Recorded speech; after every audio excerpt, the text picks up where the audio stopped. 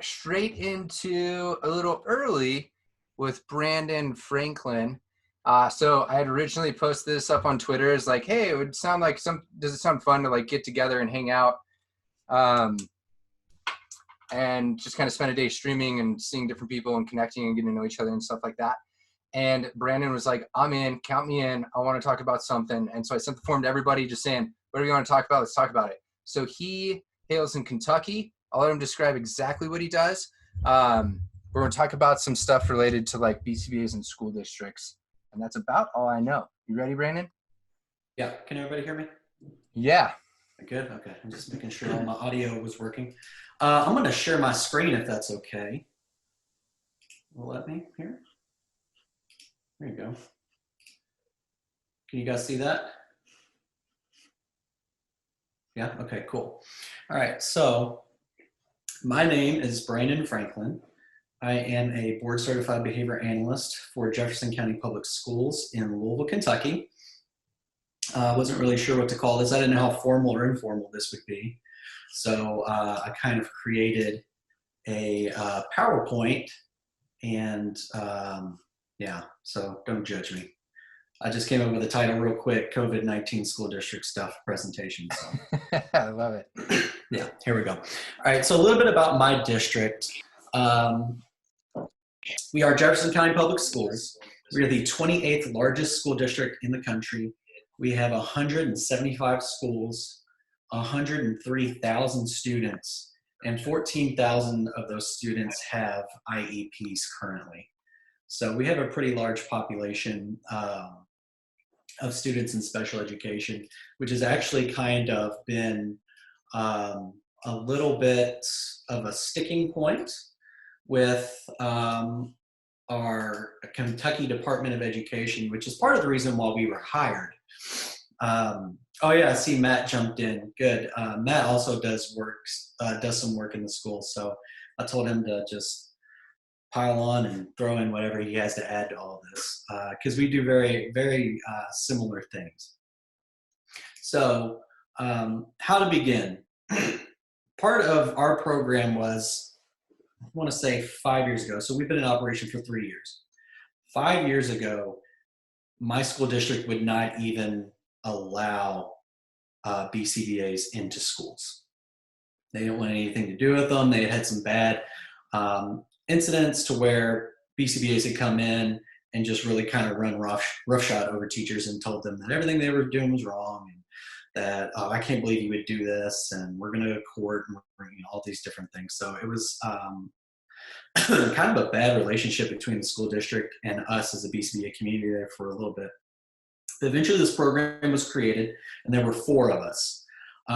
And the day before I was supposed to start, so I accept this job and I automatically assume that, all right, it's a school district, they have 20,000 employees, 100,000 students.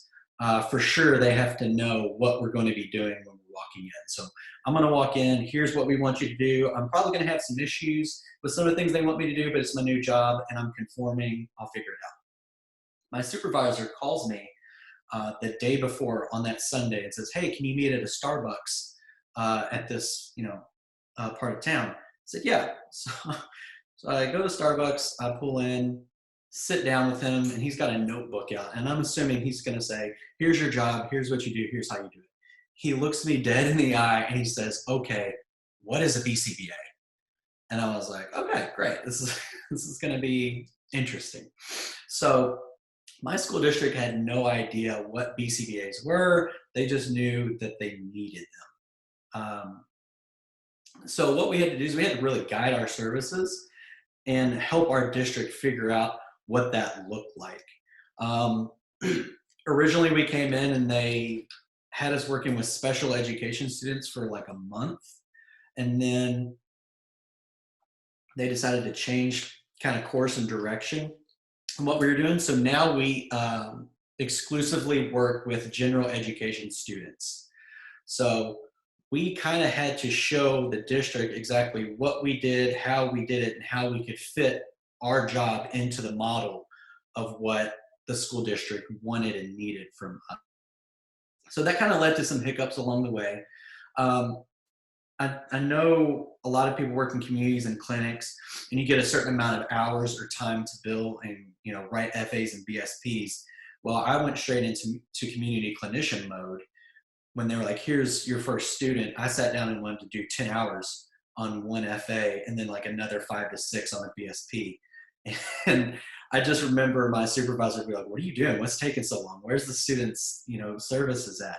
So we kind of had to take the 20-page FA and the, you know, 5 to 10-page BSP that we would normally write, and we had to kind of knock that down to now we do Hanley's ISCA with teachers and other people in the building and through our observations and our own data as our assessment. And then what we will do is we will write like a 2-page, 3-page maybe behavior support plan for those students and try to bang those out in, you know, a day or two. So what is our mission? The big thing that there were a couple programs that had been in our district that they had for a couple years. They looked at the data and they said, these data don't show any improvement from school to school to school. So we had what they call behavior coaches. And there was no centralized message. There was no central data collection. There was no one driver behind that entire initiative. So you would go to one school and the behavior coach would be like a security guard. You go to the next school, the behavior coach would be like a teacher. You would go to the next school and the behavior coach would be somebody who's actually proactively writing behavior plans and working with students in the correct way. So when that came to be to where they said, well, these behavior coaches, they're so all over the place and different. As a behavior analyst, you know, I did some OBM type stuff in my grad program. I said, well, yeah, everybody's being used differently in different manners. So of course the data is going to look completely different from school to school to school. Well, guess what? All those behavior coaches and their positions got cut. So one of the things in looking at what happened previously in the school district that I just stepped into, and something that's very similar to my job, is our data and the way that we perform our job is going to be very similar and in concert across everything that we do. And I know that we as a field are working on that right now, to where I think the example I hear the most is, well, if you go to a doctor and you have a cold, what do? Tell you to go home, get some rest, fluids, and different things. But if you have somebody who's engaging in stereotypy, you're going to have 4 different behavior analysts tell you 4 different ways to solve that issue.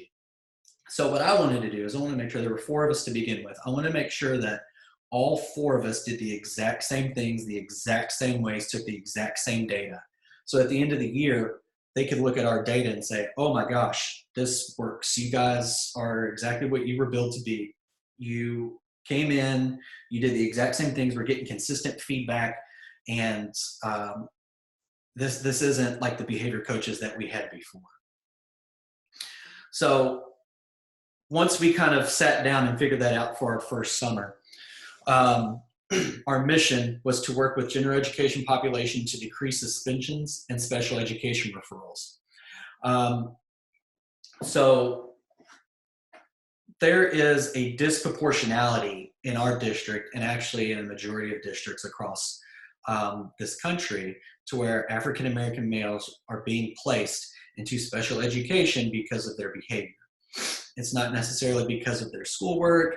It's not necessarily that their IQ qualifies them or anything. It's just that their behavior is so disruptive and teachers cannot teach, or their behavior is so disruptive they are dangerous to themselves and others.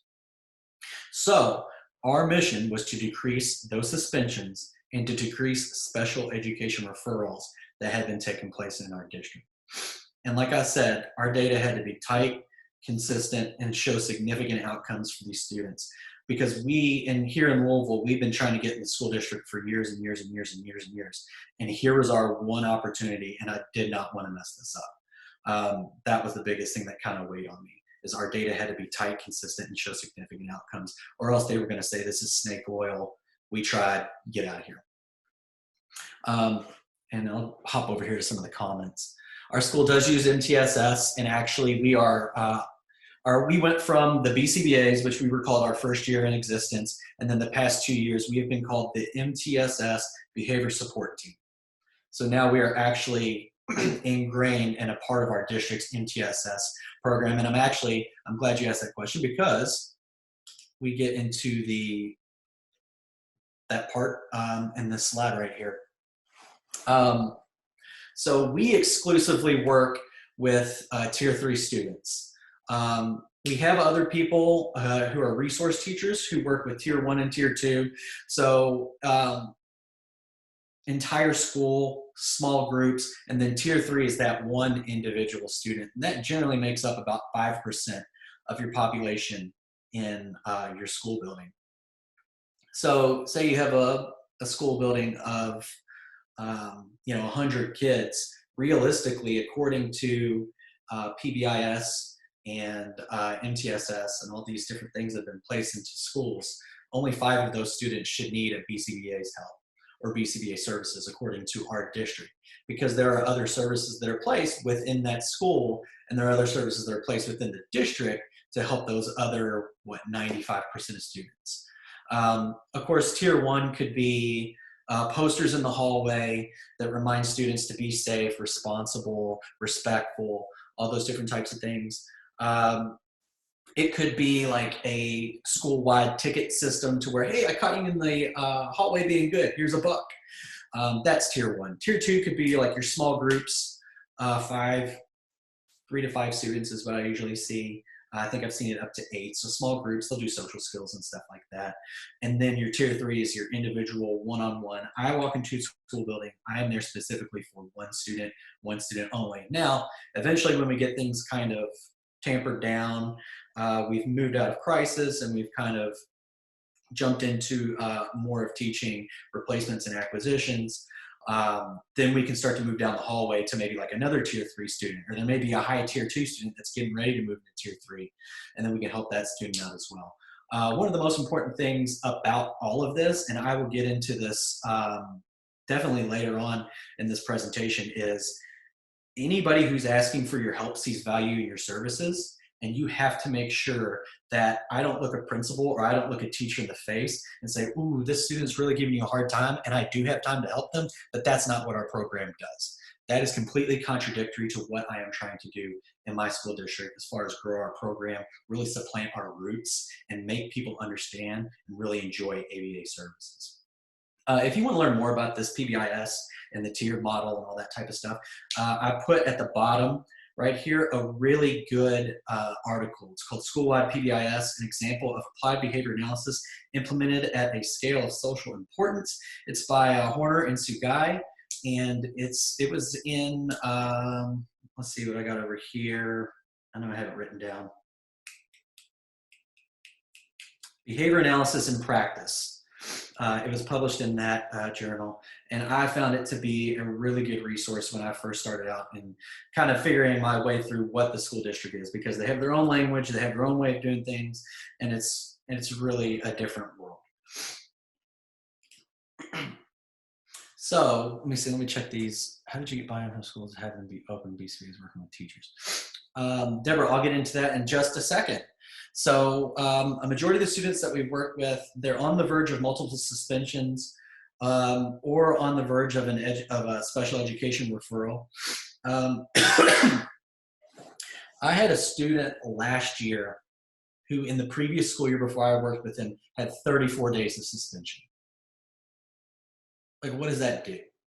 Like, I don't understand what the point is. I get that there are certain things within the handbook and certain protocols that you have to work within, but 34 days, you're telling a student not to come to school. And especially the population that we work with, they're very vulnerable and they're very susceptible to certain things out in the community that aren't the greatest influences, could hurt them or could hurt somebody else. So when you have a student who's being suspended for 34 days, we got to figure out exactly what we can do to help that student stay in school, whether it be ISAP, whether it be modified or revised curriculum, or different things that teachers can do to keep themselves sane. So when I came in, and I work with this student. We put a lot of different things in place, but I also had to kind of reset the admin and reset the school building's expectations of what this student was and what they were going to do. And when we whittled away, and this is kind of give you the idea of what a lot of schools have, like an attitude towards certain specific students, because I'm there to create a climate and culture for every student. So after I whittled away all of his different targeted behaviors that they had for me, they came to me and I kind of told them, all right, great. You know, we were suspended 34 days last year. We're halfway through the school year and we've only been suspended for 4. This is a really good result. We're not having issues with the taunting, the fighting, the leaving school. Teachers are satisfied and can teach when he's in class. And the assistant principal looked me in the face and said, yeah, but all he does is sit on his phone and sleep. And I said, do you want me to walk you around this entire school building and we can point out every single high schooler that is either asleep or on their phone? Like, are you kidding? Are you going to go drag those students out of class? Are you going to refer those students to special education? Like, so what we have to do is we have to go in, and this kind of gets to what Deborah was talking about, is we have to go in and we have to set expectations first. And we have to say, look at what the rest of your school is. I'm going to get this student that's right here into what the rest of the school building is doing, and then it's off with you all. Like, you all take over from here. You guys are experienced. You guys are educated. You have everything that you need in order to engage students. I just have to get you out of that crisis, teach replacements, set up some systems for the student to be successful in the school, and then make them feel comfortable with different people in the school building. So we work with admin, teachers, and staff in that building to create a plan and build capacity. So what I have to do is figure out what's going on, when it's happening, why it's happening, and then what I have to do is delegate to people in that school. Hey, if I set up like a token economy for the student, they really seem to like you, they speak highly of you, they're really excited to see you. Is it possible that if we do our work or we meet all these different goals we set up, that they can come down and see you for a little bit each day, celebrate, have these different things? Yeah, I can definitely do that. Or that's not a great time for me. Can we find somebody else? Yes, we can definitely find somebody else, or we can try a different time of day. That is 80% of what my job is finding people in the building who I can trust, who can work with these different things, and then who can help run this when I'm gone, because I can't sit in one specific school building for the rest of the year. I showed you guys earlier, I have 175 schools in our district, and currently there's 10 of us. When we first started, there were 4. That's a lot of students and not a lot of BCBAs. So what I have to do is get people in the building comfortable with what we're doing, get that student out of crisis, generalize to other staff and other people in the building, roll out, and then check in on them in a month later, and then maintain contact with them and make sure that what we're doing has continued on. And then sometimes it's not ABA.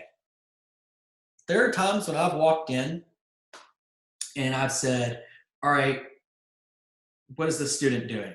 All right, I've talked to this person. Let me go talk to this person. Let me go talk to this person. Let me go talk to this person. Now I'm going to get into some, this is kind of heavy, this one right here. So I don't want you to get, offended, or if their kids leave the room or something like that. I had a student who I talked to 4 different people, and all 4 of them gave me 4 different indicators of sexual abuse. And none of them had talked to each other about the different things. And, oh, I thought she was just constipated. Oh, I thought she was just showing her underwear because she wanted attention. Oh, I just thought that she did all these different things. No, okay, let's get a meeting. I called a meeting. We had everybody together. Once everybody talked to each other about it, they were like, oh my God, we have to file a CPS report. And sometimes it takes somebody with an outside perspective to come in, kind of glue all the pieces together so everybody in that building can figure out what we need to do in order to get help for those students. So like I said, sometimes it's not ADA. Sometimes there are other things that are going on, medical, abuse, trauma, whatever it may be, that are leading to those challenging behaviors that can be solved in other ways than me coming in and write a behavior plan. Now, could I still help that student with a behavior plan? Yeah, definitely, of course. We all know we can do that. But you have to address that underlying issue first. And sometimes when you walk in, it's not just a problem behavior. It is other things that are going on that you yourself figure out. So I want to make sure that that's clear too. So working with teachers. Just like students, you have to build rapport. I like to give an initial speech, and I think I talked about this in the video that me and Matt did with Ryan in Chicago, is I come in extremely non-threatening, extremely engaging, extremely approachable. Because if you are a teacher and they tell you that they are sending somebody from the district to come in to your classroom, observe you, and work with you on a student, your immediate initial thought is, oh my God, I've done something wrong, and now I'm under the microscope. So I can see, Deborah, where you're asking about how do you get your buy-in. When you come in, you have to be, hey, how's it going? First off, I just want to let you know that I understand and I recognize that this is your classroom. These 4 walls are your 4 walls, and that's your nameplate out on the front. So whatever goes down in this classroom, the test scores, the behavior, anything that goes on in here, they're going to come looking for you, not me. So I am here to help. I am a resource. I am not going to tell you what to do, how to do it, when to do it. I will make suggestions, and I will ask for your input. I need you to be 100% honest. I need you to be 100% open with me at all times. Do not be afraid to tell me, I don't really like that idea, or I don't think I can realistically do that in my school day. Because if I give you something to do it and you just kind of take it and go, oh, okay, sure, I'll try to get this done, and you don't get it done, your principal is going to come looking for you. Your AP is going to come looking for you. I'm going to come looking for you. We're going to say, what's going on? Why can't you do this? And all you had to do was upfront tell me that this does not work for you. So I make them feel very, very comfortable in that open lines of communication. I'm here to help.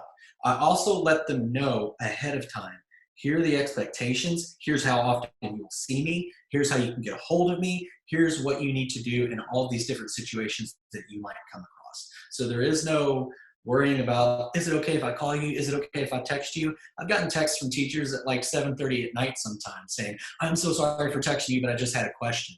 But you know what I have to realize is I'm lucky that my day ends at 4 o'clock. Their day doesn't end at 4 o'clock. A lot of them are grading papers. They're working on different things.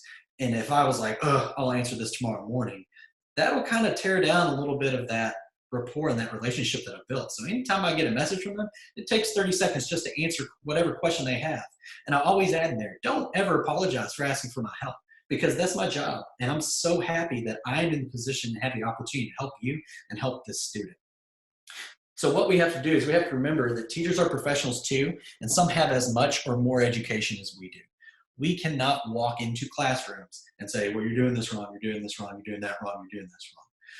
Some of these teachers have doctorates.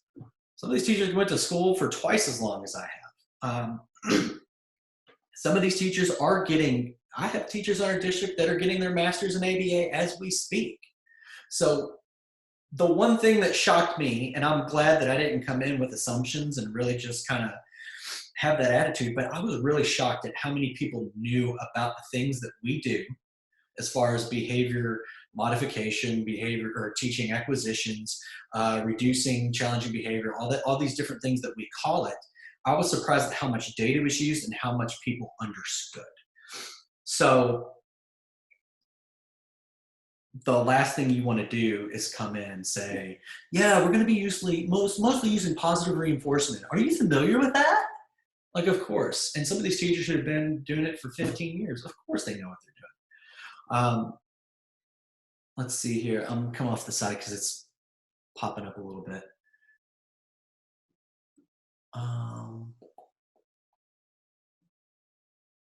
Yes, bringing food definitely helps. One thing I like to do is immerse myself in the culture of a building.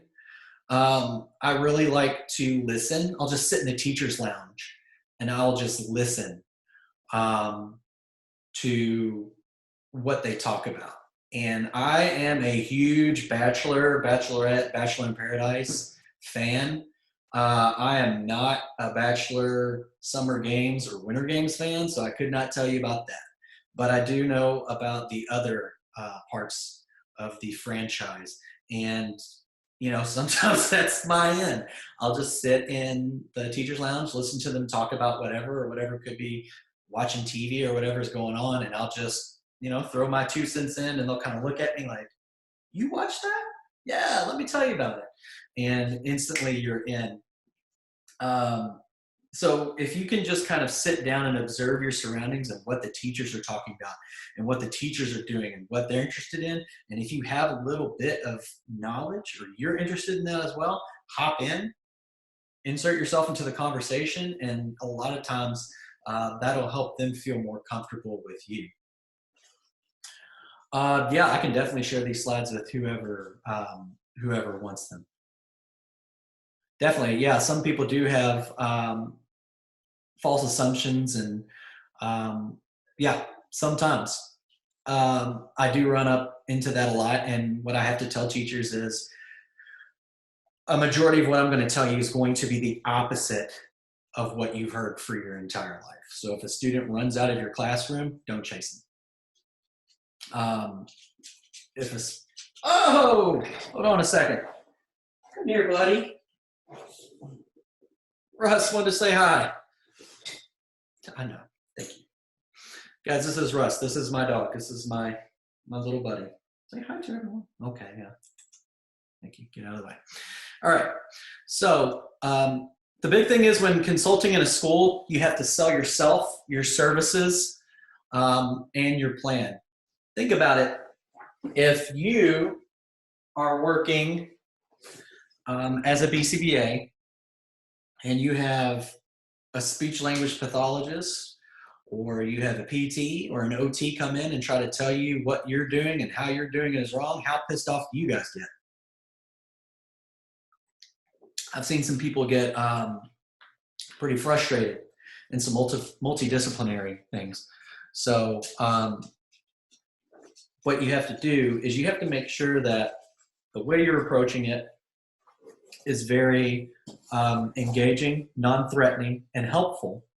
But also at the same time, you have to show that you are effective and the things that you're working with them on. I'm sorry, I'm reading the comments. Dimitri was super pissed because they're definitely not right. In my world, I have to play very, very nice or else I'm going to get kicked out.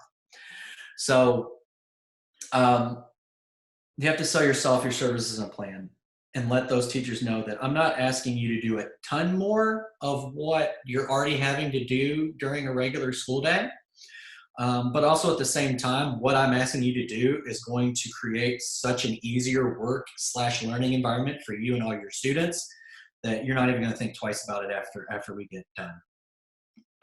Sometimes I do have a more difficult times with older teachers who have been doing it for a longer time, and the students should just be able to do it because we tell them to do. So what I'll do is okay, let me work with them first, and let me figure out exactly, let me see exactly what I can do to help the student out. I'll have success with that student. That teacher will see that success with that student, and then they'll say, I want that. Earlier this year, I had a student with autism, kindergartner, first time he'd ever been in a school building. They were working on a special education referral for him, but he had never been in a school building before. He was running out of the building. He was trying to leave. He was fighting. He was doing these things. We put all these supports in place. Let me back up before the supports. His teacher came to me and said, I shouldn't have to work with this. I said, excuse me? She said, I shouldn't have to work with this. I haven't been trained in this. He has autism. He shouldn't be here. And I had to tell her, this is public school. Everybody has a place. Let me see what I can do to help him. I'll work with the instructional assistant. You just teach the class, and we'll take care of the rest in the back of the room. So we went about 3 weeks. Things went extremely well. She came to me one day and said, so when am I going to get to do some things with him? And that was the moment where I went, oh my gosh, this worked. I knew it worked, but for her, she was a little extra on the I shouldn't have to work for the student. But that was a light bulb for me to where I was able to show her, here's some success. Now you jump in. And she did, and that room took off. Let's see, the next slide. This is like a really big part of this presentation that I really wanted to get into, because you guys know the behavior analysis part. You know about working with students and teachers and everybody in a school district, but how do you grow? How do you expand?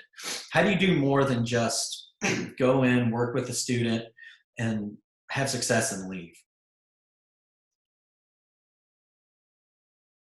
Sorry, I'm reading these comments. How do you handle those situations where teachers are hostile towards the idea of trying to work with them? Pretty done with their student and want them out. So in our school district, luckily for us, there are a lot of contingencies in place to where you have to get the assistant principal, you have to get the principal, all these different people on your side, because ultimately at the end of the day, those people are that teacher's supervisors. I am not. So what I have to do is I have to get those people to buy in. I explain the plan to them. I have them on my hip right next to me while I'm doing all these different interventions and showing them that they do work and showing them the data and showing them, that we are making progress. And if this teacher just wants to be a turd and punch bowl, then you guys need to figure out a way to make this teacher figure out how they can be successful in that classroom with that student. Like I said, I have those different ways that I go about it. I've had teachers that have been done with students. When they see the success that I or other people in the building that are following the plan have with them, they usually fall in line and they're usually compliant with what we're doing. Definitely, begging people to get better is exhausting for sure. But what I will do is I will go to the AP and I will go to the principal and say, hey, look, here we are. This is how we've done it. We've had success. However, I'm really struggling with this teacher. So what do we need to do in order to make them successful? And then what I do is kind of set up almost like a behavior plan for the teacher within that school building. What motivates the teacher? How does the teacher have success? There was a teacher this year that told me that specific thing. I'm exhausted. I'm tired. I'm just done. And I said, well, I worked with this student for just a tiny bit last year. And last year when he moved around from teacher to teacher for different subjects and around the building, he was very successful. And she said, oh my gosh, can we do that? Could he go next door for math? Sure, I don't see why not. Let's run it by your principal. Great idea, let's do it. Problem solved. So sometimes it's just a very small change of a teacher's day or a student's day. So the big thing is here, pay attention to the politics and what's going on around you. So I define politics in my school district as the management of resources. What are they doing in our school district to move resources around to best use them for our students? We had 4 BCBAs to start out with. I noticed through the school board meetings that I would watch, I know I'm a big nerd, but I would pay attention to that. I would pay attention to the Kentucky State Legislature. I would pay attention to the Kentucky Department of Education, all these different things that other people weren't really paying attention to in our district. And I would notice trends, or I would notice things that they were looking for, or I would notice job listings. So what I noticed was we had listed 6 jobs for psychologists, school psychologists who were going to work in the schools on behavior interventions. They listed these positions twice, had nobody apply for them. So I went to my supervisors and said, why don't you just make these more BCBAs? They said, well, do you think you could find 6 more BCBAs that would want to work in this setting? Yes, definitely. And on top of that, I can tell you guys how to market this and what to do, because when I got my job, I didn't even know about this position. It wasn't advertised. I heard it from a teacher who was like, hey, you should really think about this. So we had 4 positions, 4 people applied. So now that you have us and we know how to market this, we know where to go with it, utilize our resources. And we did that. They eventually changed them over to 6 more BCBAs because of our data. And I'm about to show you guys a report that I had written and showed my district and all of our data. But when we had 18 people apply for 6 positions, and we were able to pick and choose who we wanted for those 10. So if you just pay attention to the moving parts, where the funding's going, what initiatives are, what people are wanting and looking for in the district, listen to principals, listen to all the different stuff, hear the different things that people are saying about different meetings that they come out of. Just be smart about the way you move about the room, and you can be influential and help change the direction of what you're doing. Do everything and do it with a smile. They sent us to a bullying training this year or last year, and I didn't really see how it was relevant to what we were doing, because we have a bullying prevention team in our school district of like 5 people. So I'm sitting here wondering why I'm in this training when we have an entire team that does bullying prevention. But then over the course of a 3-day training, I started thinking about it, and somebody sees the value in our skills and what we do to send us to this. But also, this just further supplants those roots that I was talking about into our school district. So now not only are we specially highly trained individualized supports, they just spent $3,500 on each of us to go to this training to work with schools on reducing and changing bullying practices within schools. So do everything that you can and do it with a smile, because you'll realize at first you're like, I really don't want to do this. I don't see how this is relevant to my job. But when you think about it in the grand scheme of things, it's harder to get rid of us when we have so much training, so many hands in so many different pots. Obviously, data, or data, however you say it. As I mentioned before, all of these decisions are being made with data. Every single one of these decisions are being, and they rightfully so. So the more data you have, the tighter, more consistent your data is, the more successful you will be in the end. Also, think about the contingencies of the people that you're trying to convince. Show your effectiveness in terms of what drives decision making. So in Kentucky, we have what we call SEEK funding, S-E-E-K. It stands for something, I don't know what it is. Essentially, every single day that a student is present at school, my district gets on average $60 to $80 of funding for that student. If they aren't there, then they lose out on that funding. So, of course, I want to show change in behavior, outcomes, all these different things. But when I put in dollars and cents exactly how much I'm saving the district, and I think last year it was somewhere close to $250,000.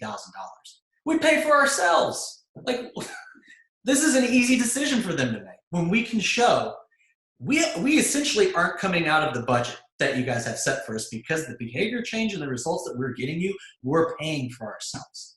So when you can figure out the contingency and what drives decision making for your higher ups and the people who are making decisions for you, your positions in your program, you will be nothing but successful. And I encourage every single one of you to kind of look at these different OBM. I'll point into my books. I'm sorry, I don't realize you guys aren't sitting in this room with me. These different OBM materials. Aubrey Daniels has obviously written a million different books. But look at your principles of OBM and what drives and how you can assess what drives your organization and those decision making. So this slide says conclusion, but I do have a few more things to show you guys after this, if that's okay with everybody, if it's not getting too dry and boring. So in the end, as a district consultant, you are disseminating ABA to a new group of individuals. We have to remember this. Some people haven't even heard of us. Some people know what we are, right?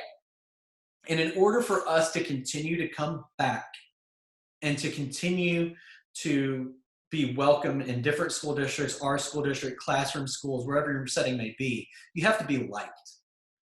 People can't hate you and have you continuously come back, because that's not going to lead to success.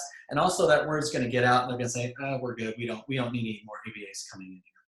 So just remember that in a majority of the interactions you'll have in a school district, you may be that one person or the first contact that they've ever had with a BCBA or ABA therapy. The next thing, we have tools, skills, and a specialty that a lot of people don't. Make sure that you educate. This is probably one of my favorite things that I've done so far. Is I was working with a school and they were talking about what they were going to do over the summer. and how they were going to train their people and work on different things. And a trend that I had seen in this school was that teachers were getting really frustrated with students who didn't know certain material, didn't have certain skills, and that frustration from the teacher would lead to frustration for the student. They butt heads, we'd have an explosion, and then before you know it, the student's being drugged out of the classroom and they're being suspended. So if that teacher doesn't know what to expect from that student or doesn't know exactly what that student knows, and they're presenting material or asking them to do things that are way above their head, you're only going to have challenging behaviors. I don't care what's going on. So what I said was, I notice every year it seems like you guys are starting over with your tier 3 students from grade to grade to grade to grade. And they move from kindergarten to 5th grade every single year, starting over with a new teacher. And you guys really haven't talked to the previous teacher that much about what's going on the previous year, or what's been successful, or what you've noticed. So what I did was I set them up with the AFLS, the Assessment of Functional Living Skills, and I broke it down into 6 sections. I can't remember exactly what the sections were off the top of my head right now, but I had 3 that were basic living skills, and I had 3 that were like the part of the school skills. I think one was academic knowledge, common core knowledge, routines and expectations. I think those were the schools. The other one was like self-control. I can't remember what the other 2 were. So I had them set this up, and I said, identify your tier 3 students, have the teacher that had them last year meet with the teacher that has them next year, and they go over this together.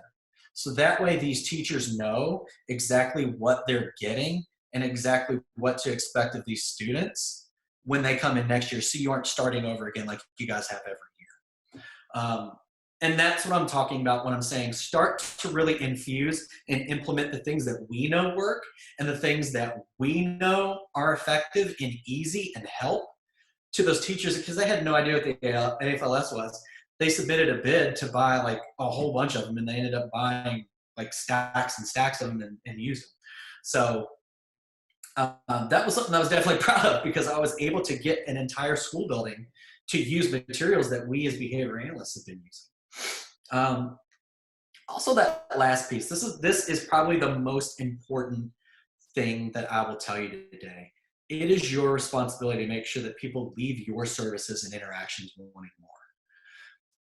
Now, this doesn't necessarily mean that every situation you go into, you knock it out of the park, you leave with the student having 0 challenge. That's not exactly what it is. What it is making sure that even if you can't get that student down to 0, or even if you can't keep that student out of special education, that you leave that school, that teacher, that principal, somebody with something that they can use, maybe not with this student, but a student moving forward, or a class moving forward, or you leave them feeling like this person gave me something valuable. I know more than I did before he came in, and I feel better about my job, and I feel better about what I'm doing after he left. A majority of our calls don't necessarily come in from students who are just off the chain or tier 3, or they just cold call us. Majority of my referrals come from teachers and schools that have previously had us and know that our services are valuable and know that what we have to offer them will help them in their building. So like I said, that's probably the most important thing. Always think about, what can I do that when I leave this school or this situation, that this person is going to want more.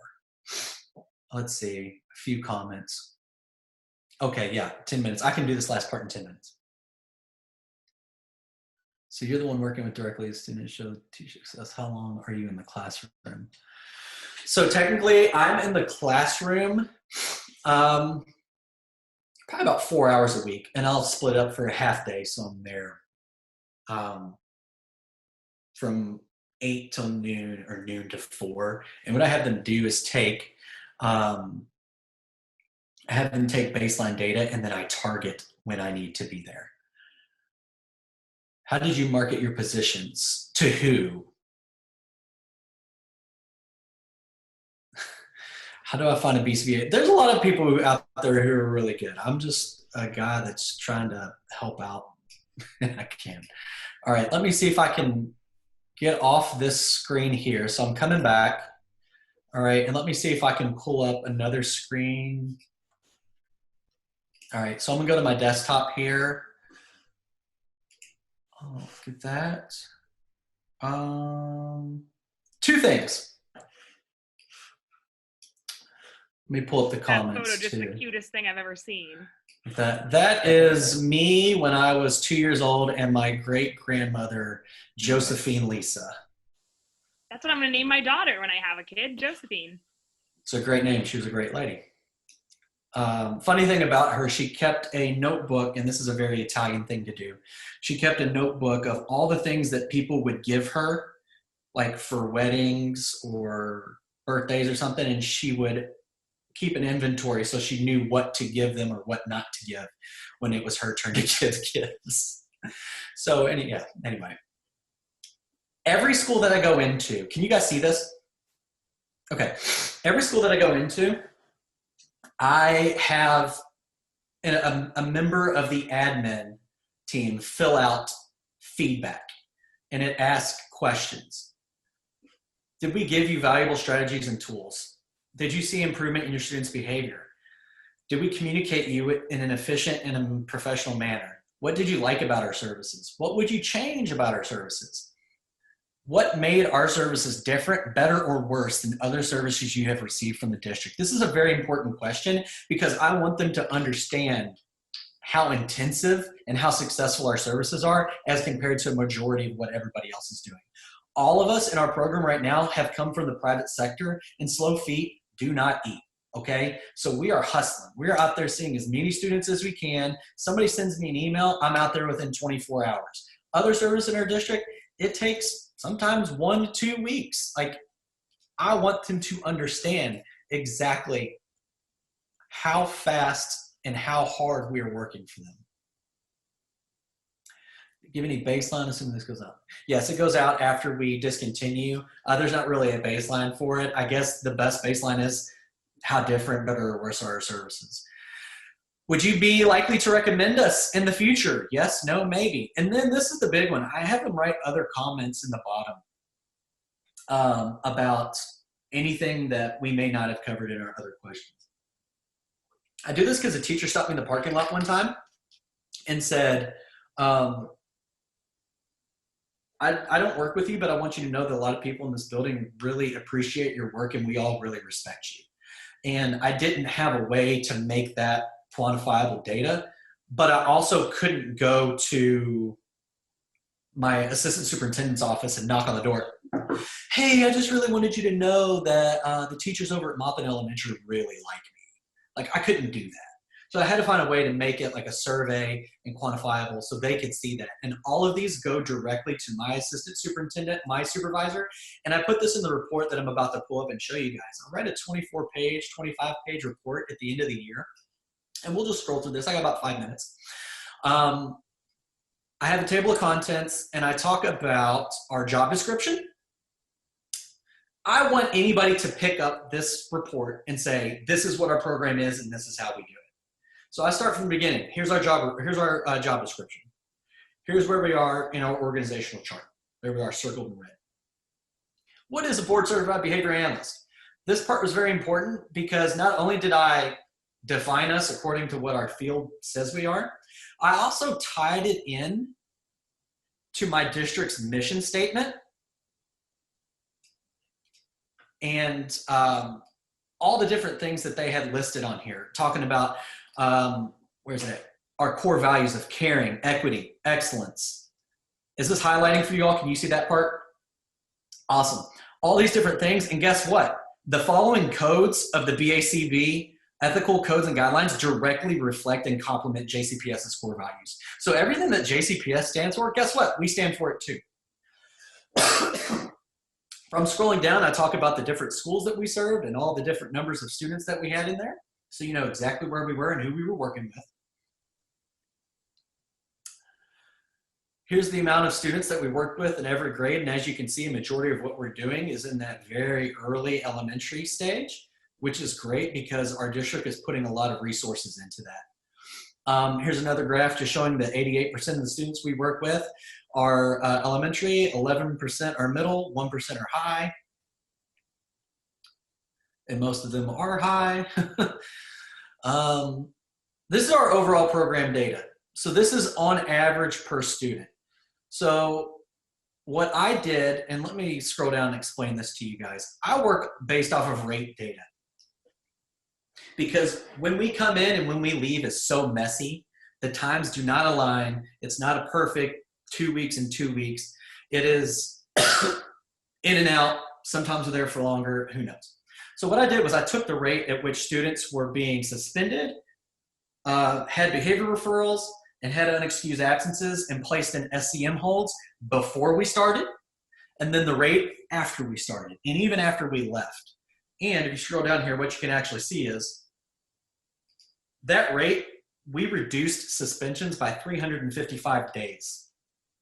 So our students, before we got involved with them, were on track to be suspended 355 more days than after we got involved with them. We reduced behavioral referrals by 646. Unexcused absences, I'm starting to find we don't have a huge impact on that. Our first year, we did a lot of work in one school. And in that one school, we reduced unexcused absences by like 50 days. I can't remember exactly what it was. It was something crazy. I'm starting to find across the district in multiple schools when we're just kind of in and out, we don't have a huge effect on unexcused absences, but we still have on suspension days and behavior incidents. If you look at our individual team statistics, each of us served 52 students on average. Our students were referred an average of 24%. They spent 7 weeks in service, and each of us served an average of 20 schools. I want to show the district growth and how many students we're serving, how many schools we're serving, so that graph will continue to show. I also really wanted to show them this kind of where they got buy-in on, hey, we need more people. If you had a caseload of 35 to 50 students, you had a huge reduction in these different categories, right? If you had 60 to 65, you actually went up. And that shows that 35 to 50 is pretty much the threshold. And I think this is one of the graphs that our district looked at as a whole and was able to say, okay, we need to hire more, because if we can serve more students with less on your caseload, you're going to be more effective. Of course, I put all the school survey and feedback results in there. So my superintendent, my cabinet, academics, climate and culture officers, all the different people that make all the decisions had to go through line by line and read all the different things that teachers had to say about us. I'm almost done, Ryan. Cool. We talked about professional development and what we could do to help teachers and other support staff throughout the district. Our goal, we didn't actually meet our goal, but that's what we did. And I continue to show that we want to do more professional development throughout the district. We talk about school collaborations and support. We talk about future plans and directions and what we can do to make our services even more effective and help more students and help more schools. And then I talk about building the program here, talking about having university level practicum students. We had 10 of those this year. Hiring and training new hires. We had 6 new hires this year. Continued participation in national, regional, and local conferences. And then we talk about our conclusion. And I write this thing every single year and have all this data for them to look at and show exactly where we were and exactly what we have done. So there is no question about where were you? What did your results look like? They have to go through and read every single thing that I do, and they cannot say, we cannot fund this because of the results that we're showing. How many total BCBAs do you have? Yes, we have 10 BCBAs in our district right now. I am one, and there is talk about hiring some more possibly next year. That's it. Does anybody have any questions? I'm sorry. Do you have an email that I could share with folks? Yeah, it's... do you want to type it in the comment section real quick, and then I'll post it? Yeah, I'll do that. Cool. Do that. Sweet. Thanks, man. No problem.